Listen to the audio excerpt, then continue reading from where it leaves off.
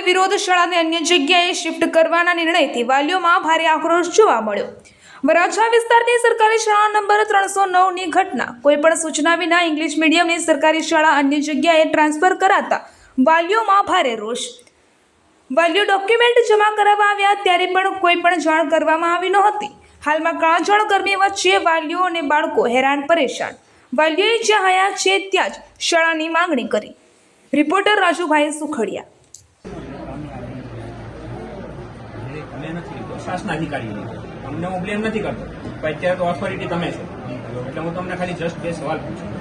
ઓથોરિટીમાં તમે છો, તો જો શાસન અધિકારી કોઈ પણ વ્યક્તિએ જે નિર્ણય લીધો છે, તો કોઈ પણ નિર્ણય લેવામાં આવે, તમારી મારી વચ્ચે કોઈ નિર્ણય લેવામાં આવે તો આપણે એકબીજાને જાણ કરવી પડે કે અમે આ નિર્ણય લઈએ, બરોબર છે।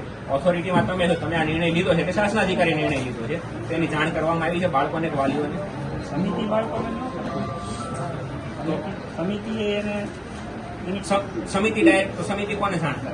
એને ઠરાવ, એને સમિતિની મિટિંગમાં ઠરાવમાં લીધું હોય તો આ ફેરવવાનું છે, એટલે એને નિર્ણય પ્રમાણે મને લેટર નહોતું હોય। હા, તમને તમારે તમને ફેરવવા આપણે પ્રયત્ન કર્યા પણ એ કઈ પરિણામ ન મળ્યું, એટલે આપણે તમને એ લોકો ઠરાવ મોકલો તો તમે વાલીઓને આપણે લેટર મોકલે, જે કાંઈ પણ જે કહેવાતું એ કાગળ મોકલું, બરોબર છે। કાગળની અંદર તમને એવું જણાવવામાં આવ્યું કે અમે આ નિર્ણય લઈએ છીએ, નિર્ણય તમને જણાવ્યો તો તમે બાળકો અને વાલીઓને કોઈ જાણ કરી?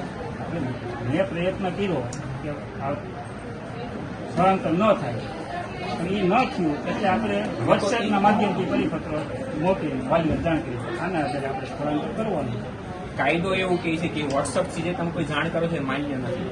અમે તમને હમણાં આ ભાઈએ તમને એક પરિપત્ર આપ્યો છે, જે મેં ટાઈપ કરી તમને આપ્યું છે, જેમાં તમારું નામ લખેલું છે, પ્રિન્સિપલ છે, તેને સાઇન કરીને એક રિસીવ કોપી આપણને આપવામાં આવી છે, બરોબર। બીજી વસ્તુ કે તમે આવા જે કાંઈ પણ નિર્ણય તમે લીધો છે એ તમે બાળકોને જાણ નથી કરી। હવે બાળકોને તમે અહીંયા બહાર જઈને જોઈ લો કઈ જગ્યાએ બેઠેલા છે। બીજી વસ્તુ, મારી વાત સાંભળો, બીજી વસ્તુ, પોલીસ સ્કૂલમાં બાળકો ડોમની અંદર બેઠા, બરોબર છે।